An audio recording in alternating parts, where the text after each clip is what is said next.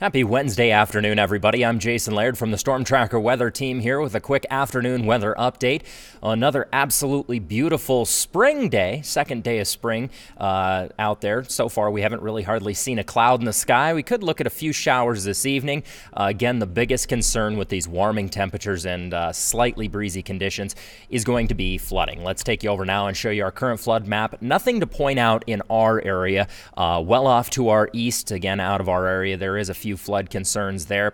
We have seen a few areas up near Cut Bank that have been reading high, but most of those, if you're looking at the flood gauge map and you see, conditions running high, periodically what'll happen is you'll get chunks of ice that will actually hit those meters and periodically read a little bit higher than what they actually are. So currently for our area along the Front Range of the Rockies, looking very, very good. Again, everything off to our east, but we'll continue to keep an eye on creeks and streams as we enter into the next day or so with rain moving in.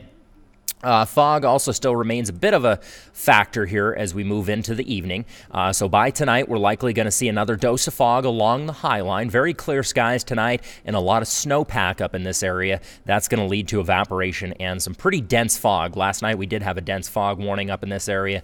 So just kind of keep that in mind as we head into this evening and into tomorrow morning. All right, future track. So clouds are going to start building in this afternoon off of the mountains. We could see a few spotty little storms break over top of the high terrain, maybe a quick shot of rain moving throughout the Front Range of the Rockies. But for the most part, I think we're going to stay mostly dry for the remainder of today. Late tonight, however, the southern mountain ranges are going to start to see snow.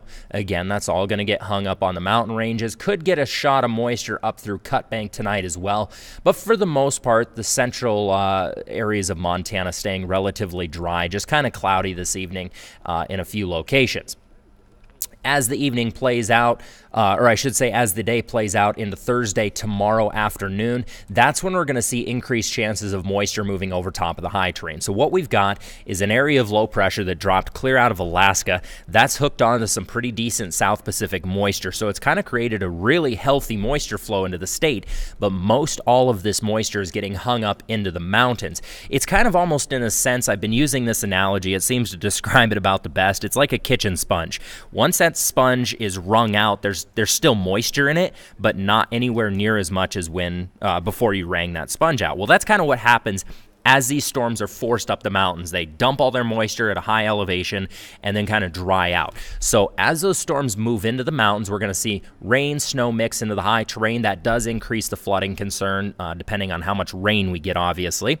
But as those systems kind of cap, they really dry out. On top of that, this system moving over top of the mountains is also going to produce some weaker Chinook winds. So between the winds and that kind of sponge effect, I guess you could say, we're going to see relatively dry conditions into the Rocky Mountain front. However, once that system moves a little further into the highline northeastern corner of the state, it's going to pick up some steam, and we're likely going to see more rain up in this area, which could increase that flood concern. So again, you saw that system kind of move through. Our best chances for moisture are going to be Thursday afternoon into Thursday evening. Once that cold front moves through into the early morning hours Friday, things should kind of die down. We are going to still continue to see some wraparound moisture, though, up through this weekend, and I'll detail that a lot more on the forecast tonight, 5:30 and 10 o'clock, so hopefully you tune in for that. As for low temperatures this evening, looking at the 20s, still cold along the High Line, 22 in Havre, 25 Great Falls, 30 tonight here in Helena. Tomorrow, another nice day. 51 in 51 in Helena, 46 in Great Falls, and 40s and high 30s along the northern terrain. And again, going to see some moisture move in late Wednesday afternoon. Have yourself a great rest of your day. And again, hope to see you tonight on the news. We'll detail this incoming system a lot more in depth and tell you exactly how it's going to play out. Have a good one, everybody.